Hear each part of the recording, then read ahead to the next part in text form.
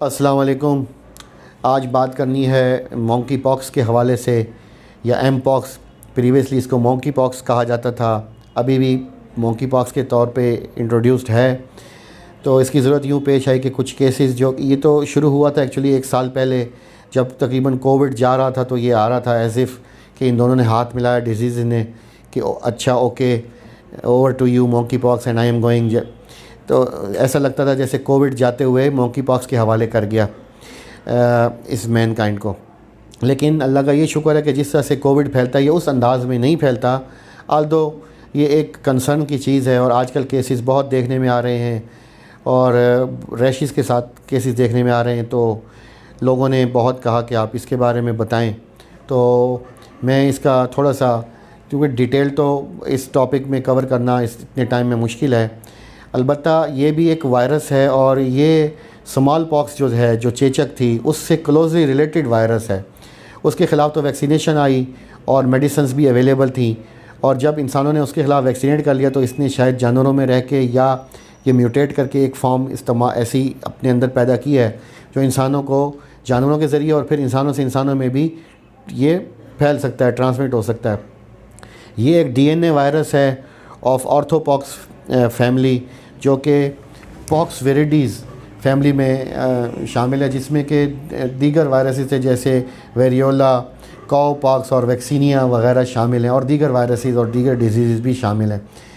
लेकिन इसमें जब हमारे कंसर्न की चीज़ ये है कि एक तो ये लगता किस तरह से, ज़्यादातर ये इन्फेक्टेड जानवरों वगैरह से जिनमें ये दाने हों स्किन पे या क्रस्ट बने हुए हों, उनसे डायरेक्ट हाथ लग जाए और फिर उसको नाक मुंह पे भी लगा लें, या डायरेक्ट सिक्रीशंस उनकी इन्फेक्टेड जानवरों से हैंडलिंग में एहतियात करनी है। और दूसरा, फिर जब इंसानों में होता है तो इंसानों से इंसानों में भी इसका ड्रॉपलेट इन्फेक्शन भी कहा जाता है। लेकिन ये ज़्यादातर क्लोज़ कॉन्टैक्ट में एक साथ बैठने वाले, एक साथ सोने वाले, बिस्तर की चादरों से, उसके अटेंसिल्स यानी ये जो बर्तन वगैरह हैं वहाँ से लग सकता है, क्रस्ट से एक दूसरे को हाथ लगाने से, स्किन पे जो लीन्स हैं उसके ज़रिए से फैल सकता है, सेक्सुअल कॉन्टैक्ट्स के ज़रिए से ये फैल सकता है। होमोसेक्सुअल्स में इसमें स्टार्ट हुआ था सबसे पहले। तो इसका जो ट्रांसमिशन है वो कि कोविड के बाद चूँकि इम्यूनो कंप्रोमाइज़ लोग हो गए, यानी उनकी क़ुव्वत मुदाफ़अत कम हुई, तो ये ज़्यादा अपीयर हो गया, लेकिन ये पहले से भी मौजूद था।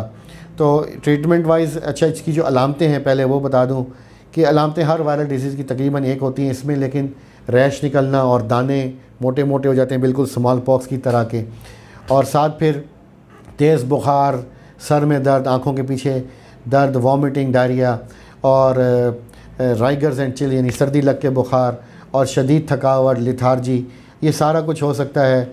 2 से 3 हफ़्ते रह सकता है, रैशेज़ भी 2 से 3 हफ़्ते रह सकते हैं, और इस दौरान पर्सन एक दूसरे को इन्फेक्टेड भी हो सकता है, एक से दूसरे में ये स्प्रेड भी कर सकता है। जहाँ तक इसके इलाज का ताल्लुक है, तो चूँकि ये स्मॉल पॉक्स वायरस से रिलेटेड वायरस है, तो ये समझा जाता है कि उसके जो इंजेक्शन और वैक्सीन थी उसके ख़िलाफ़ भी इफ़ेक्टिव होगी। लेकिन वो उस वक्त मास वैक्सीनेशन हो रही थी जब चेचक को ख़त्म कर दिया गया माशरे से, तो अब उस तरह से मेडिसिन में भी अवेलेबल ना हो, क्योंकि ये एंडेमिक है, अभी अल्लाह ना करे पेंडेमिक नहीं है।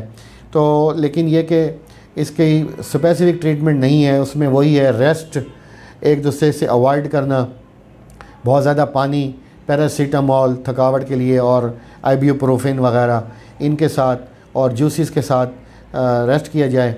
और जो रैश में जो ख़ारिश होती है उसके लिए लोकल एनेस्थेटिक क्रीम्स और इमोलिएंट्स अवेलेबल हैं।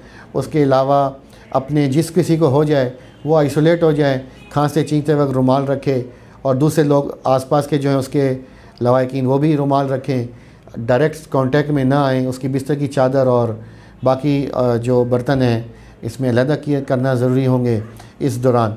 और वुंड का केयर ये है कि लोकल एप्लीकेशंस हैं, लोकल एनेस्थेटिक जो होते हैं जिससे सुन्न हो जाती है स्किन ताकि पेन ना हो, वो अवेलेबल हैं, वो लगाए जा सकते हैं। डॉक्टर से रब्ता करें। और फिर ये स्प्रेड टू पर्सन स्प्रेड करता है, उसमें रेस्पिरेटरी प्रॉब्लम भी हो जाती है, जैसा कि खांसी, नज़ला, ज़ुकाम की सी अलामात, और चेस्ट में जाके इवन ये इन्वॉल्वमेंट कर सकता है। तो लेकिन इसमें बहुत ज़्यादा पैनिक होने वाली पोजीशन ऐसी अभी नहीं है, लेकिन एहतियात करना बहुत ज़रूरी है। तो ये चीज़ें बताना बहुत ज़रूरी था। ज़्यादातर इसमें है कि अगर उसको जो पेशेंट है जिसको रैश निकले हुए होते हैं उसको अलहदा कर दें और बिल्कुल अछूत न समझें, उसे खाना पीना दे सकते हैं, सारा कुछ है।